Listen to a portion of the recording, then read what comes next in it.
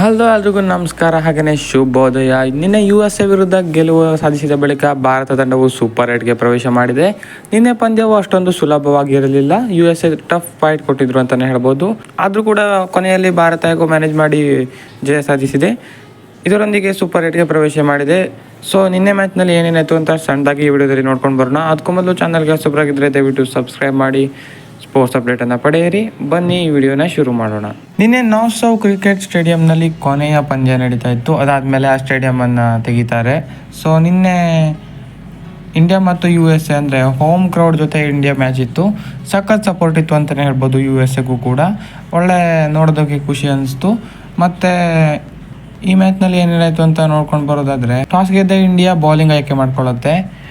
ಸ್ವಲ್ಪ ಬೌಲರ್ಸ್ ಫೇವರೇ ಇದೆ ಅಲ್ಲಿ ಥ್ರೂಔಟ್ ದ ಟೂರ್ನಮೆಂಟು.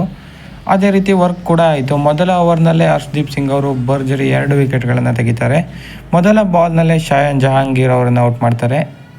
ಅದಾದ ಬಳಿಕ ಬಂದ ಆಂದ್ರಿಸ್ ಗೋಸ್ ಕೂಡ 2 ರನ್ ಗಳಿಸಿ ಔಟ್ ಆಗ್ತಾರೆ. ಒಂದೇ ಓವರ್ನಲ್ಲಿ ಡಬಲ್ ಸ್ಟ್ರೈಕ್ ಮಾಡ್ತಾರೆ.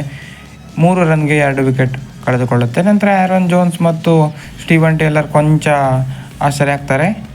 ಇನ್ನೇನು ಎಲ್ಲ ಸಲೀಸಾಗಿದೆ ಅನ್ನೋಷ್ಟರಲ್ಲಿ ಹಾರ್ದಿಕ್ ಪಾಂಡ್ಯ ಅವರು ಆ್ಯರನ್ ಜೋನ್ಸ್ ಅವರ ವಿಕೆಟ್ ತೆಗಿತಾರೆ. ಇದರೊಂದಿಗೆ 25 ರನ್ಗಳಿಗೆ 3 ವಿಕೆಟ್ ಕಳೆದುಕೊಂಡು ಸಂಕಷ್ಟದಲ್ಲಿ ಸಿಲುಕಿರುತ್ತೆ. ಹೀಗೆ ಸಂಕಷ್ಟದಲ್ಲಿರುವ ತಂಡಕ್ಕೆ ನಿತೀಶ್ ಕುಮಾರ್ ಮತ್ತು ಸ್ಟೀವನ್ ಟೇಲರ್ ಕೊಂಚ ಆಸರೆಯಾದರು ಅಂತಲೇ ಹೇಳ್ಬೋದು. ಅವರ ಸ್ಲೋ ಪಾರ್ಟ್ನರ್ಶಿಪ್ನಿಂದ 56 ರನ್ಗಳ ತನಕ ಹೋಯಿತು ಸ್ಕೋರು. ಇದರೊಂದಿಗೆ ಇನ್ನೂ ಅಗ್ರೆಸಿವ್ ಆಗಾಡ್ತಾರೆ ಅನ್ನೋಷ್ಟರಲ್ಲಿ ಸ್ಟೀವನ್ ಟೇಲರ್ ಅವರು ಅಕ್ಷರ್ ಪಟೇಲ್ ಅವ್ರಿಗೆ ಬೋಲ್ಡ್ ಆಗ್ತಾರೆ.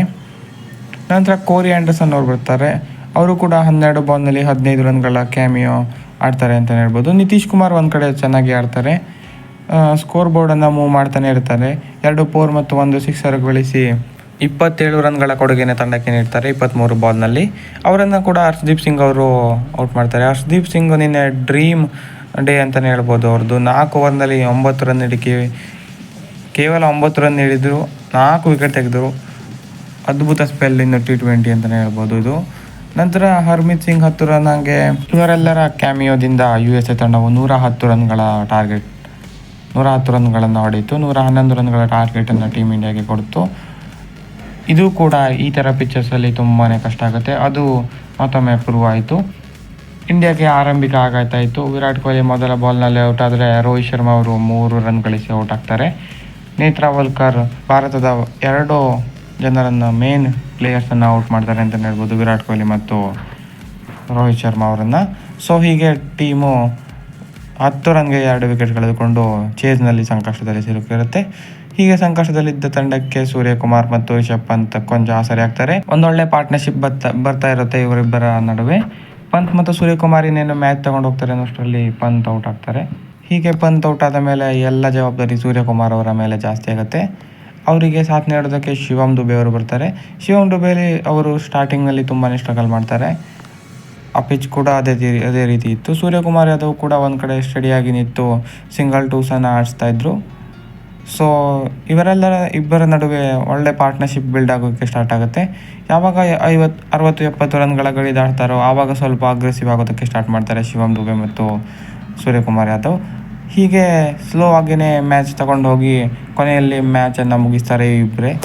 ಸೂರ್ಯಕುಮಾರ್ ಯಾದವ್ ಬೊಂಬಾಟ್ 50 ಹೊಡಿತಾರೆ ಅಂತಲೇ ಹೇಳ್ಬೋದು. ಇದು ಅತ್ಯುತ್ತಮ 50 ಅಂತಲೇ ಹೇಳ್ಬೋದು ಈ ಥರ ವಿಕೆಟ್ನಲ್ಲಿ. ಹಾಗೆಯೇ ಶಿವಮ್ ದುಬೆ ಅವರು ಕೂಡ ಒಳ್ಳೆ ಸಾಥ್ ನೀಡ್ತಾರೆ. 35 ಬಾಲ್ನಲ್ಲಿ 31. ಅವ್ರಿಗೂ ಕೂಡ ಈ ಥರ ಮ್ಯಾಚಸ್ನಲ್ಲಿ ಆಡೋದು ಬೇಕಿತ್ತು. ಯಾಕಂದರೆ 2 ಮ್ಯಾಚ್ನಲ್ಲೂ ಪರ್ಫಾರ್ಮೆನ್ಸ್ ಬಂದಿರಲಿಲ್ಲ.